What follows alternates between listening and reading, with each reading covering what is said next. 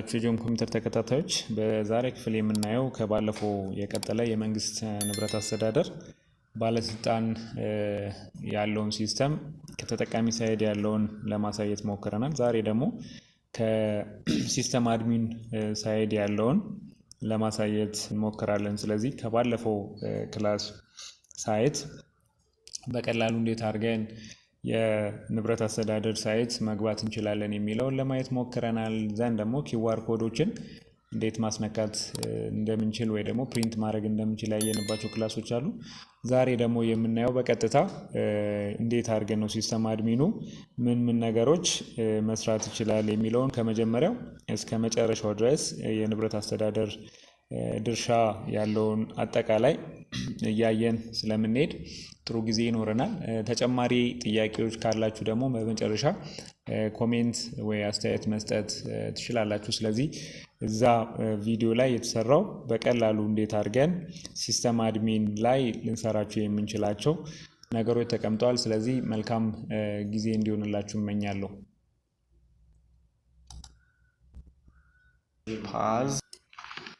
ያው ከዚህ በፊት እንደነበረው የመጀመሪያው ክፍሎች የመንግስት ንብረት አስተዳደር ባለስልጣን ያወጣው AMIS የሚባለውን ሶፍትዌር ኦንላይን ቤዝድ የሆነ ሶፍትዌር ለማሳየት የቻልንበት ሁኔታ ነበረ፣ የተጠቃሚውን በተለይ።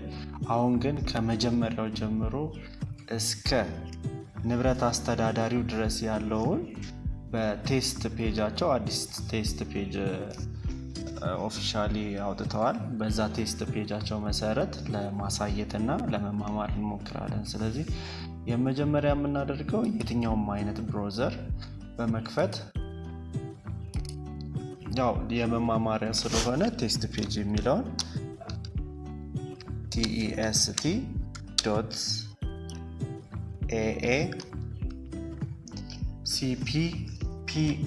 test.aa.cppaa.gov.et የሚለውን ሳይት በመክፈት የንብረት አስተዳደር ገጹን በቀጥታ ያስገባልናል።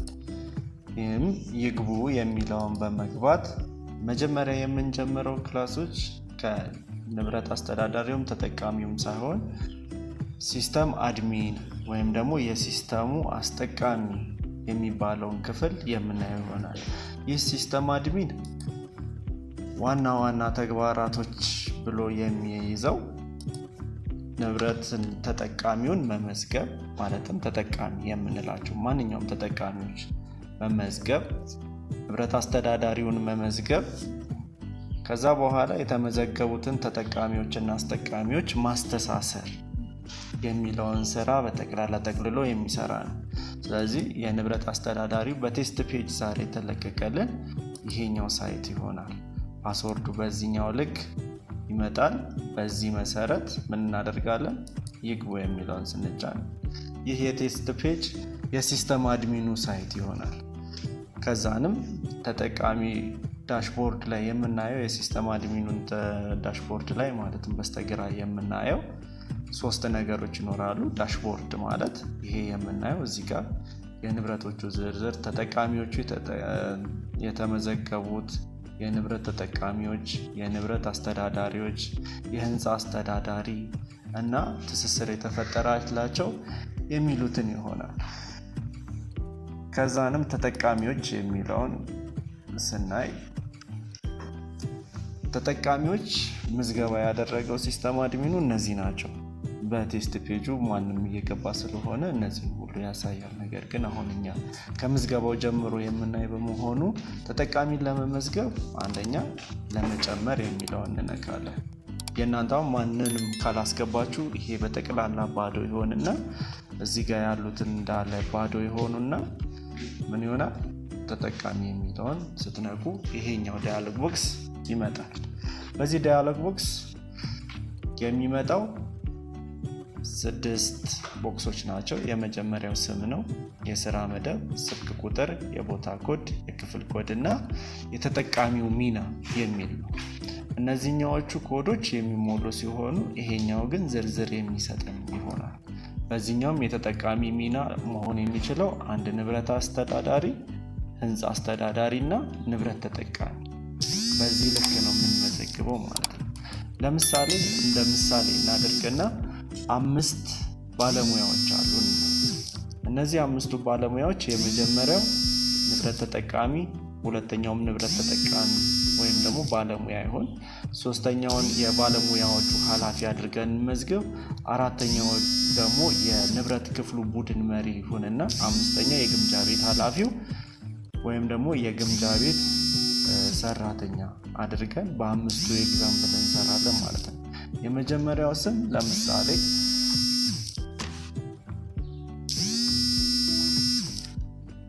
ዮሐንስ ጌታቸው የሚለውን እንደ አንድ ተጠቃሚ እናድርግና ስሙን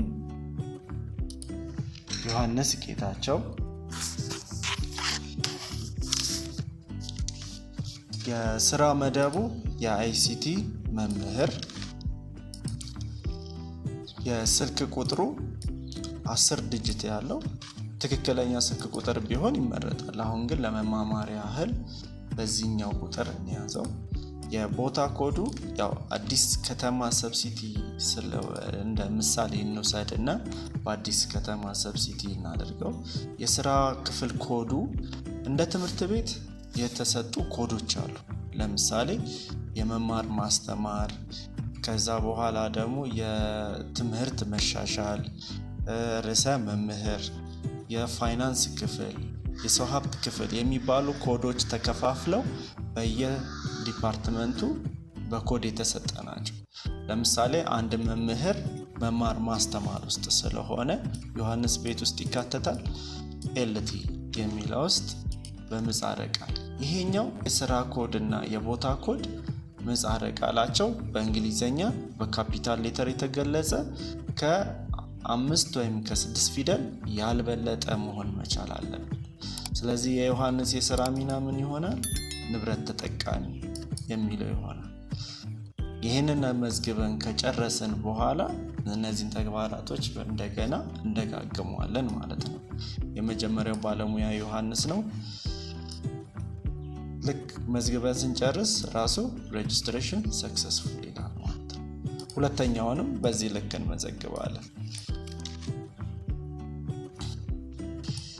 ሁለተኛውም ተጠቃሚያችን ንብረት ተጠቃሚ ነው። አለማየሁ በቀለ ይባላል። በዚህ አይነት ልክ ከመዘገብን በኋላ እሱንም ይህንን እንጫናለን።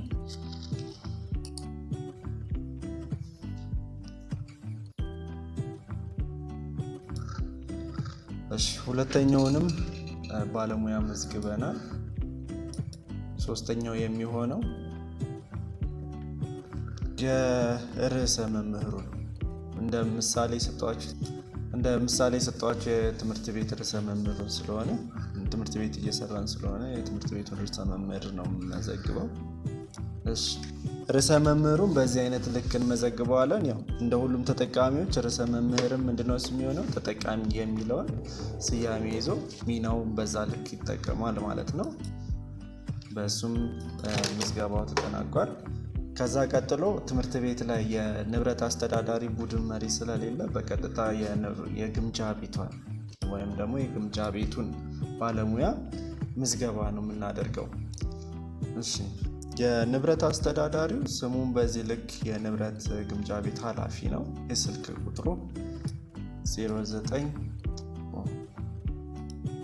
ስልክ ቁጥሩ ቅድም እንዳልነው 230003 ይሆናል። ይህንን እንደ ምሳሌ የሰጠሁት ነው እንጂ ማንኛውም የንብረት ተጠቃሚ በትክክለኛ እየተጠቀመበት ያለውን የስልክ ቁጥር መልክ ነው የሚመዘገበው ማለት ነው።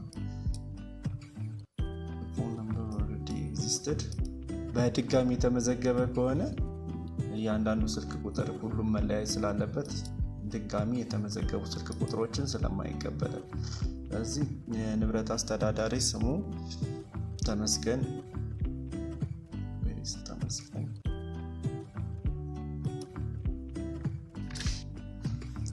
የግምጃ ቤቱ በእንደዚህ አይነት ልክ ስም አለ። የስራ መደቡ ንብረት ግምጃ ቤት ኃላፊ ነው። ስልክ ቁጥር ይጻፋል። የስራ ቦታ ኮዱ በእንደዚህ አይነት መልክ ይጻፋል። የስራ ክፍል ኮድ እና የስራ ኮዱ የስራ ቦታ ኮዱ የተለያዩ ናቸው። ክፍሉ የሚሰራበት ቦታ ታይትል ሲሆን የስራ ቦታ ኮዱ በየትኛው ክፍለ ከተማ ወይም ደግሞ በየትኛው ከተማ የሚለውን ይገልጻል ማለት ነው። ተጠቃሚ ሚናው የንብረት ግምጃ ቤት ኃላፊ ስለሆነ እሱ ብቻ ምን ይሆናል? ንብረት አስተዳዳሪ ተብሎ ይሰየማል ማለት ነው። በዚህ አይነት ልክ የንብረት አስተዳዳሪው ምዝገባን እንጨርሳለን። ስለዚህ 4 አካላቶችን መዝግበናል። 2 ባለሙያ፣ 1 የባለሙያዎች ኃላፊ እና 1 ደግሞ የግምጃ ቤት አስተዳዳሪ ወይም ደግሞ ንብረት ግምጃ ቤት ኃላፊ የሚለውን መዝግበን ከጨረስን በኋላ አሁንም እዛው ሳይት ላይ ሳንወጣ ማለትም ሲስተም አድሚኑ ሳንወጣ ትስስር የሚለውን በመንካት ትስስር እናፈጥራለን። ይሄ ትስስር እያንዳንዱ እርከን የትኛው በየትኛው ስር ነው፣ የትኛው ለየትኛው አካል ፈቃጅ ነው፣ የትኛው ደግሞ ንብረቱን አድራሽ ነው የሚለውን በትክክል ሂደቱን በጠበቀ መልኩ የሚያስተሳሰርበት ሂደት ነው። ስለዚህ እያንዳንዱ ሂደቶች ምን መሆን መቻል አለባቸው? የስራ ተዋረዳቸውን የጠበቀ መሆን መቻል አለበት። ያንን ስንል 2 ባለሙያዎች መዝግበናል። 2ቱ ባለሙያዎች ከማን ጋር ይተሳሰራሉ? ከኃላፊያቸው። ኃላፊው ደግሞ ቀጥታ ማንን ያዛል? ግምጃ ቤቷ ንብረት የጠየቁትን እንዲፈቀድላቸው እሱ ስለሆነ የሚፈቅደው ወደ ግምጃ ቤቷ ያደርጋል። ያ ሂደት ሰርኩሌሽኑ ያልቃል ማለት ነው። ስለዚህ ተዋረዱ ከታች ጀምሮ ወደ ላይ የሚሄድ ነው እና ያንን እናያለን። እዚህ ጋር ሰርች የሚለው ላይ ምዝገባ ያደረግንላቸው ባለሙያዎች በስልክ ቁጥራቸው በመግባት የምናየውናል። የመጀመሪያው ባለሙያ 2300 የሚለውን ትስስር ለመፍጠር የሚለውን እንነካና ከማጋ ብለያቸዋለሁ ከቅርብ አለቃው ጋር የቅርብ አለቃው ስልክ ቁጥር 03 ይሆናል። አንተነህ መኮንን ይባላል። ርዕሰ መምህር ነው። ከዛ እሱን ሰሌክት ቼክ ቦክስ ላይ ሰሌክት ካደረግኩ በኋላ ይህን ጫናለኝ። በትክክል ተመዝግቧል ካለኝ አሁን ማንን አስተሳሰርኩኝ? ባለሙያው ከአለቃው። ሁለተኛውን ባለሙያው ልክ በዚህ አይነት መልኩ ማስተሳሰር አለብን ማለት ነው።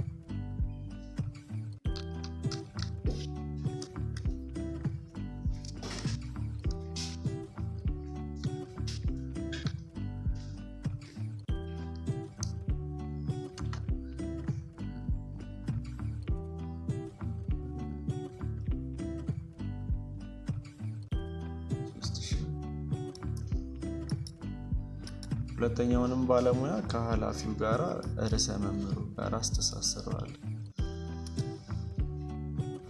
ሁለቱም ባለሙያዎች አስተሳስረን ከጨረስን በኋላ የሚቀጥለው ማነው? ርዕሰ መምህሩ የጠየቁትን ጥያቄዎች ወደ ንብረት ክፍል መድረስ ስላለበት ወደ ንብረት ክፍሉ ጋር ርዕሰ መምህሩን አስተሳስረዋለሁ። ሰርች አድርጌ ካገኘሁት በኋላ ርዕሰ መምህሩ ኦዲ ይላል። ትስስሩን በዛ ልክ ከማጋራ ከግምጃ ቤቱ ጋራ ማስተሳሰር ይሆናል። የግምጃ ቤቱ ኃላፊ ማነው? ስሙ ተመስገን መርሻ ይባላል። ፋይናንስ ዲፓርትመንት ስለሆነ በዛ ልክ ማርክ አድርጌ ከጨረስኩ በኋላ በትክክል ተመዝግቧል ይለኛል።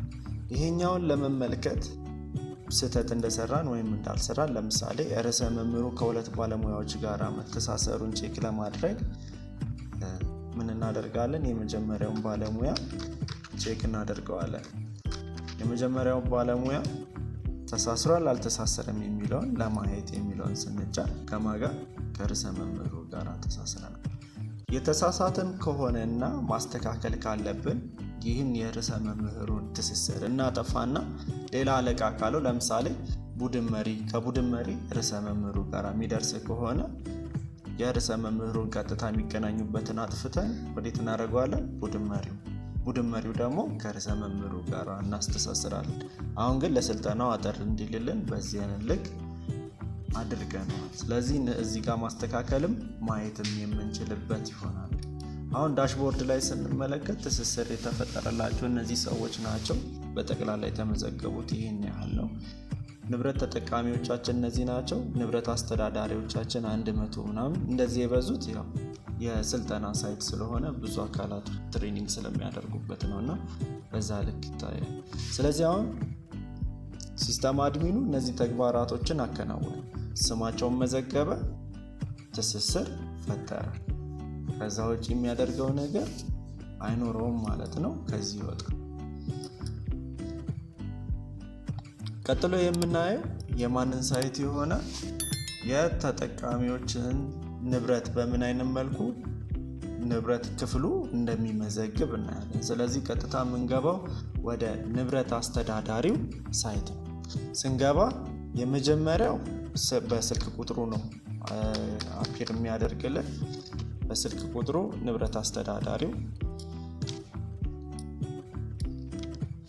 ይሆንና ፓስወርዱ ግን ሁሉም መጀመሪያ የሚገባው በዲፎልት ይሆናል። 1 2 3 4 5 @a small m capital s small በዚህ ልክ ይገባል ማለት ነው።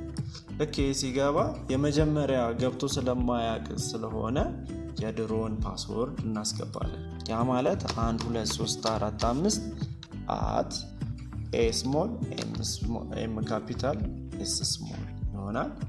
ከዛ አዲስ ፓስወርድ ምን እናደርጋለን? ክሬኤት እናደርጋለን። እኛ ልንረሳው በማንችለው ወይም የማንረሳውን ፓስወርድ ምን ሊያካትት ይገባዋል? ካራክተሮች፣ ቁጥር፣ ካፒታል ሌተር፣ ስሞል ሌተር እና ፊገሮችን እነዚህ ሃሽታግ፣ መንሰላል፣ ፐርሰንት፣ ስታር የሚባሉት እነዚህን አራቱን ነገሮች ማሟላት መቻል አለባቸው። ካፒታል ሌተር፣ ስሞል ሌተር፣ ነምበር እና ፊገሮች ሊኖሩት ይገባል። እያንዳንዱ 6 ዲጂት መሆን አለበት ማለት ነው። ያንን አድርገን ከጨረስን በኋላ ምን ይለናል? ለመቀየር ይህን ይጫኑ ስንል ፓስወርድ ቼንጅ ሰክሰስፉሊ፣ ያው ፓስወርድ በትክክል ቀይረናል ማለት ነው። ይህንን ፕሮሰስ አድርገን ከጨረስን በኋላ ወደ መጠቀም እንሄዳለን። ስለዚህ ንብረት ክፍል ግምጃ ቤት ክፍሉ ነው የምንገባው። በስልክ ቁጥሩ ከላይ እንጽፋለን።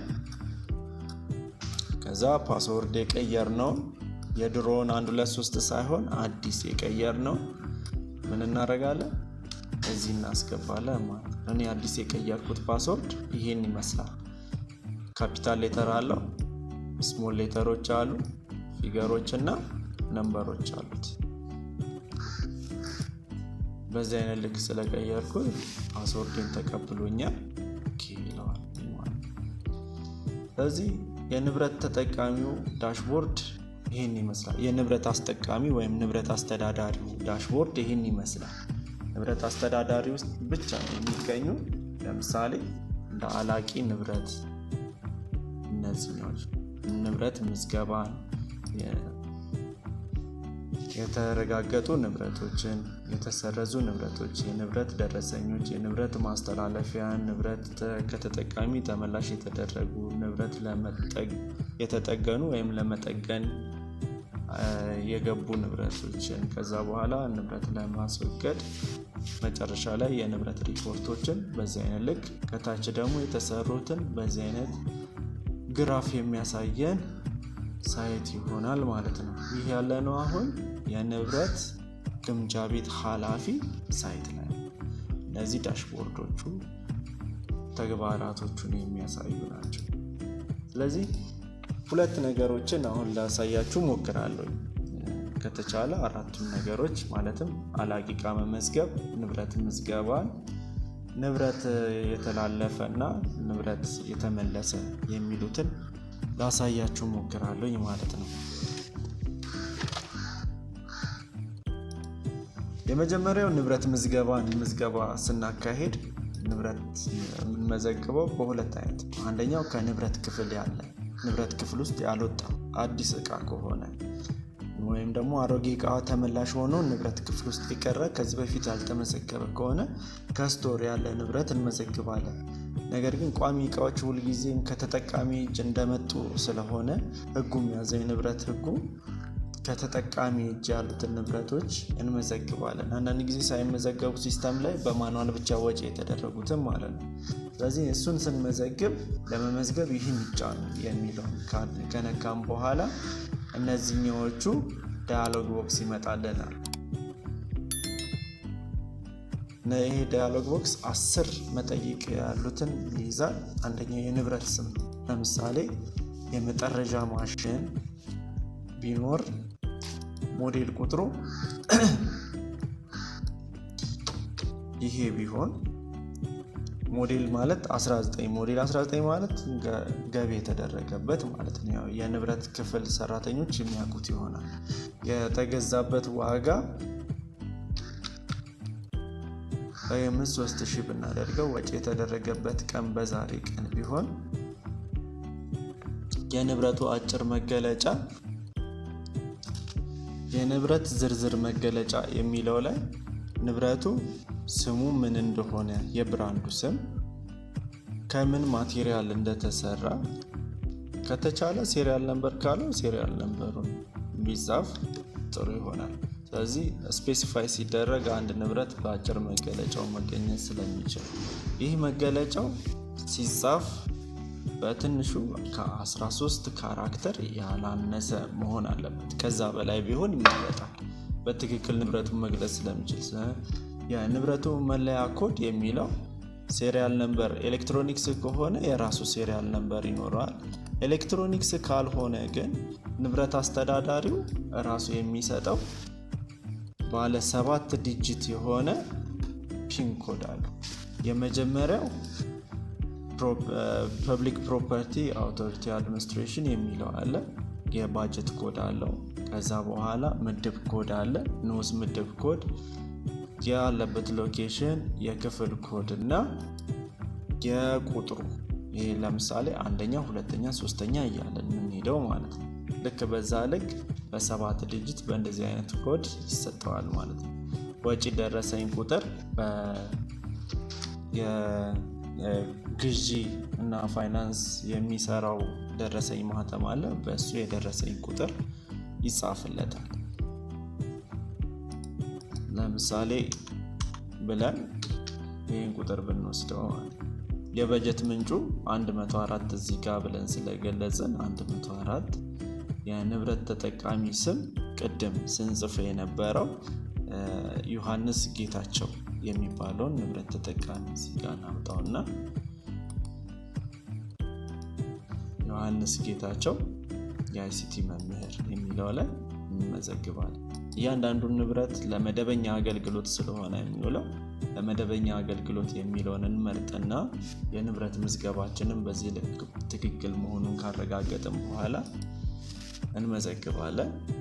ምዝገባው እያስገባ ነው። እያንዳንዱ ኮድ ወይም ደግሞ መገለጫዎች ትክክል ከሆኑ በትክክል ተመዝግቧል የሚለውን ያሳየናል ማለት ነው። ስለዚህ እነዚህ ንብረቶች እዚህ ጋር የምታያቸው በጠቅላላ በዛ ልክ የተመዘገቡ ናቸው ማለት ነው።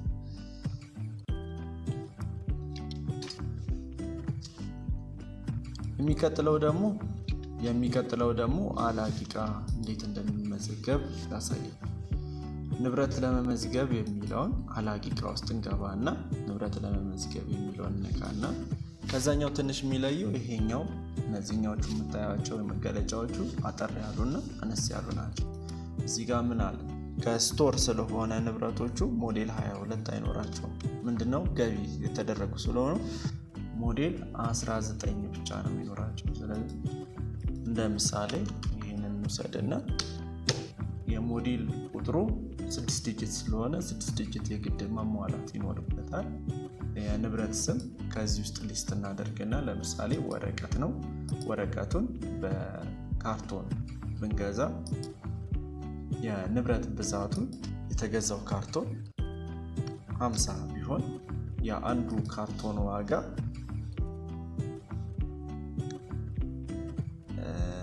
5500 ቢሆን እዛ ልክ በዚህ ሞዴል ቁጥር ሌላ ንብረት ከገባ ለምሳሌ እስክሪፕቶ ቢሆን እስክሪፕቶ በካርቶን ወይም ደግሞ በእሽግ ቢሆን የንብረቱ ብዛት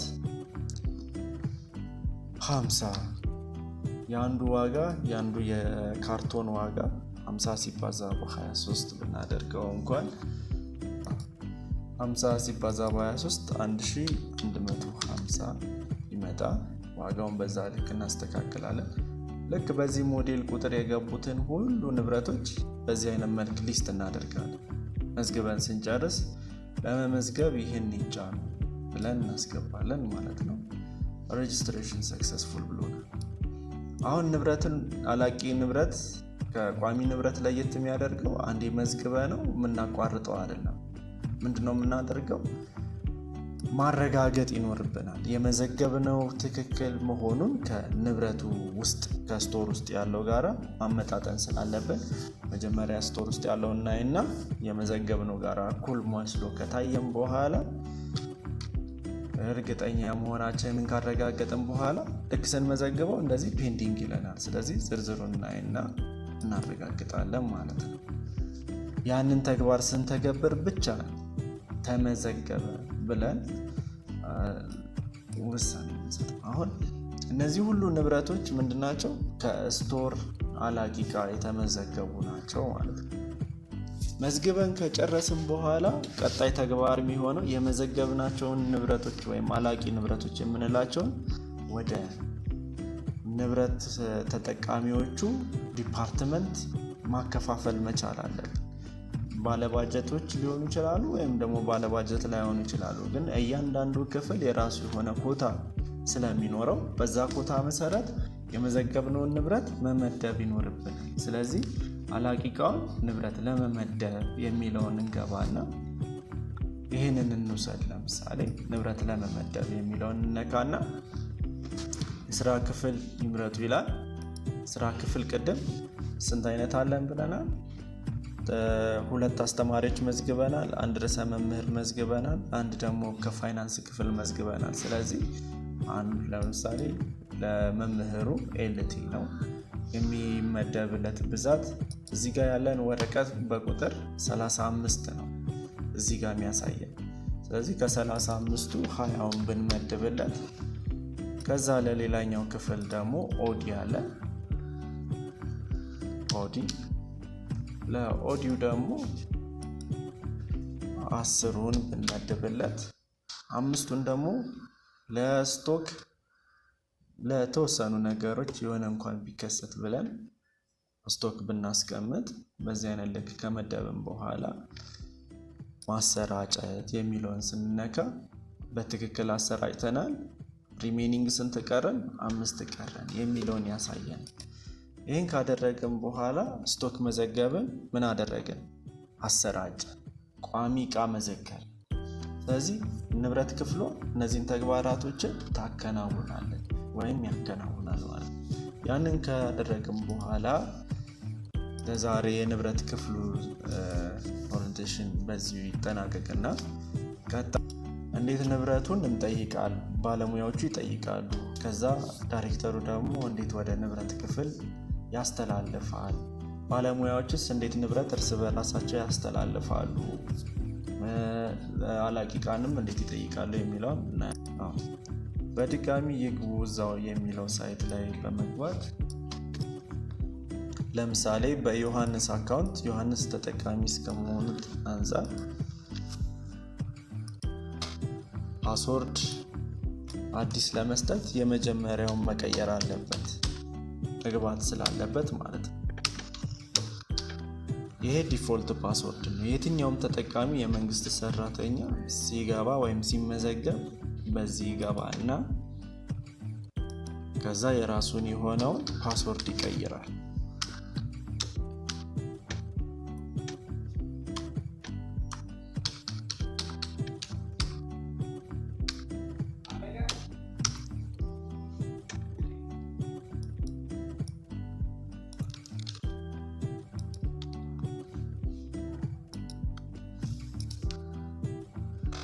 በዚህ አይነት መልክ ከቀየረ በኋላ በድጋሚ ገብቶ አዲስ በቀየረው ፓስወርድ ልክ ምን ያደርጋል? መግባት ይችላል ማለት ነው። በስልክ ቁጥሩ መጀመሪያ ዩዘር የሚለውን በስልክ ቁጥሩ ይገባል። ፓስወርዱ በዚህ አይነት ልክ ቀይሮታል።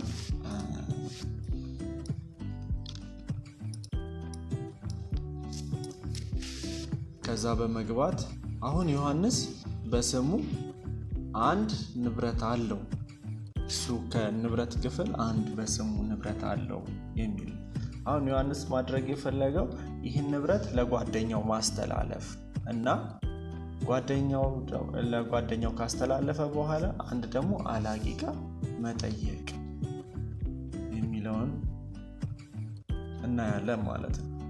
ዮሐንስ ይህን ንብረት ለጓደኛው ለማስተላለፍ የሚለውን በመንካት ንብረቱን በቀጥታ ትስስር ለፈጠረለት እዚህ ጋር የንብረቱ ስም ዝርዝር ያመጣለታል። በቀጣይ ንብረቱ የሚለው ለማን ነው ማስተላለፍ የሚችለው? ዮሐንስ ለጓደኛው እዛው ዲፓርትመንት ውስጥ ላለ ጓደኛው ነው ማስተላለፍ የሚችለው። ምክንያቱም የሚያስተላልፍበት አስፈላጊ አገልግሎት እየሰጠ ባለመሆኑ ሳይሆን ትርፍል ስላለኝ ወይም ደግሞ ስለማልፈልገው የሚለውንም መጥቀስ ይችላል። እነዚህኛዎቹ በትክክል ኢንፎርሜሽን ከተሞሉ በኋላ ሴንት ሰክሰስፉል ይላል። አሁን ዮሐንስ ምን አደረገ? አለሙ ያለውን መጠረጃ አስተላለፈለት። ከዛ አላቂ ጋር ደግሞ መጠየቅ ይችላል። እዚህ ጋር ቋሚ ንብረት አዲስ መጠየቅ ከፈለገ አዲስ ይጠይቃል። አላቂ ጋርም መጠየቅ ይችላል። አላቂ ጋር ለመጠየቅ አላቂ ንብረት ለመጠየቅ የሚለውን ከተጫነ በኋላ እዚህ ጋር ወረቀት በደስታ የሚለውን ይነካና ምን ያህል እንደሚፈልግ በደስታ ለምሳሌ 10 ከሆነ 10 አላቂ እቃዎችን ይመርጣል። መርጦ ከጨረሰ በኋላ ምን ያደርጋል? ለአለቃው ይልካል። እዚህ ጋር ይመጣል። አለቃው ማን ነው? አንተነህ መኮንን ርዕሰ መምህሩ። አንተነህ መኮንን ርዕሰ መምህሩ ሲጠይቀው ምን ይለዋል? አላቂው ለስራ አስፈላጊ በመሆኑ የሚል ምክንያት እዚህ ጋር የንብረት የተፈለገበት ምክንያት በትክክሉ በመግለጽ ለአለቃው ይልክለታል ማለት ነው። አሁን ጥያቄው ምን ሆነ? በትክክል ለአለቃው ተልኳል። ስለዚህ ዮሐንስ የሚፈልገውን አደረገ። ልክ ሲያደርግ አንድ ኖቲፊኬሽን የላከውን እዚህ ጋር ያሳየዋል። ስለዚህ ዮሐንስ ተግባሩን ስለጨረሰ ሎጋውት ይበላል። ወደ ሁለተኛው ደግሞ ተጠቃሚ ነው። ሁለተኛው ተጠቃሚ ላይ አንድ ንብረት እንዴት አድርጎ ወደ ግምጃ ቤት እንደሚልክና ከዛ ወደ ሁለተኛው ተጠቃሚ ስንገባ ደግሞ ንብረቱን እንዴት ወደ ግምጃ ቤት ተመላሽ ማድረግ እንደሚችል እንዴት ደግሞ ከጓደኛው መቀበል እንደሚችል እናያለን ማለት ነው። ስለዚህ የመጀመሪያው ስለሆነ ምን ያደርጋል? እሱም ልክ በስልክ ቁጥሩ ይገባና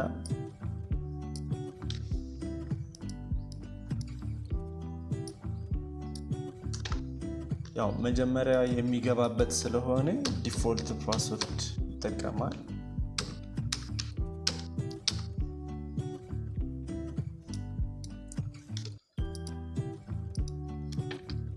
ይህን ዲፎልት ፓስወርድ ኦልዱን ያስገባል።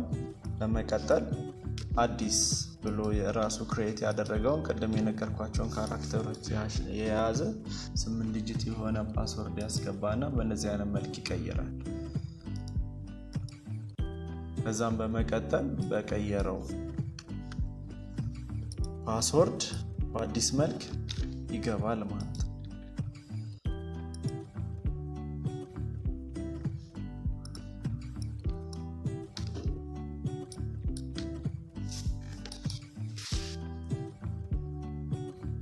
አሁን በሁለተኛው ተጠቃሚ አለሙ በቀለ የሚለው ላይ ነው የገባው።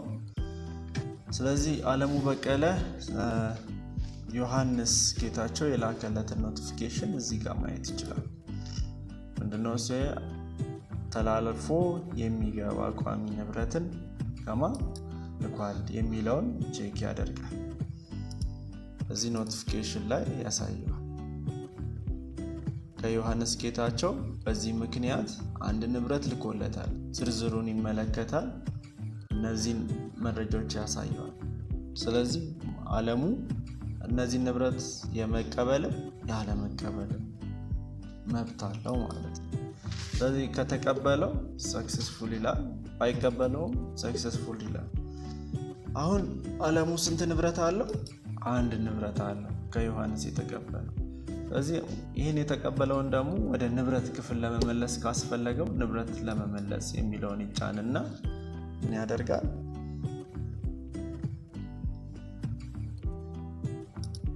ወደ ግምጃ ቤት ይልከዋል። አንድ ንብረት ነው ያለው። ንብረቱን ይመርጣል።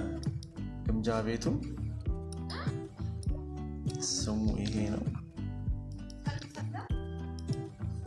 ከዛ ምክንያት ያስገቡ ይላል። ምክንያቱም በትክክል ገልጾ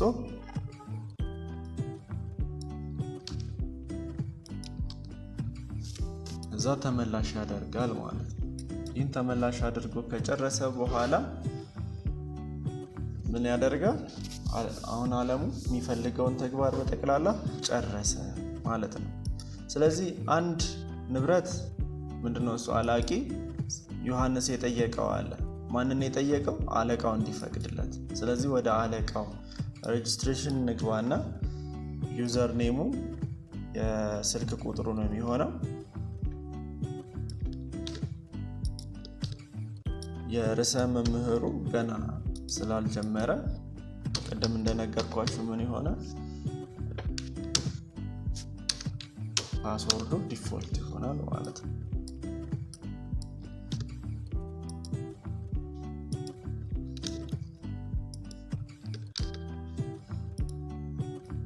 ከዛን ቅድም በተነጋገርነው መሰረት ክሬት ያደረገውን ፓስወርድ በማስገባት ፓስወርዱን ከቀየረ በኋላ በድጋሚ በመግባት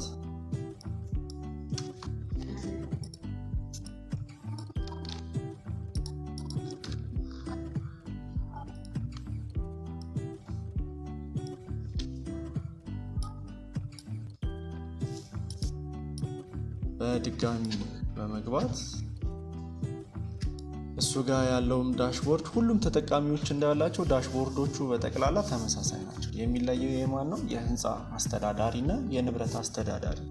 የህንፃ አስተዳዳሪውን በሌላ ቀን የምናየው ይሆናል። አሁን ግን አላቂቃ የጠየቀው ዮሐንስ መልስ መመለስ ስላለበት እዚህ ኖቲፊኬሽን የሚለው ጋራ ስንመጣ አንድ ኖቲፊኬሽን አለ የገባ አላቂቃ ጥያቄውን በተመለከተ።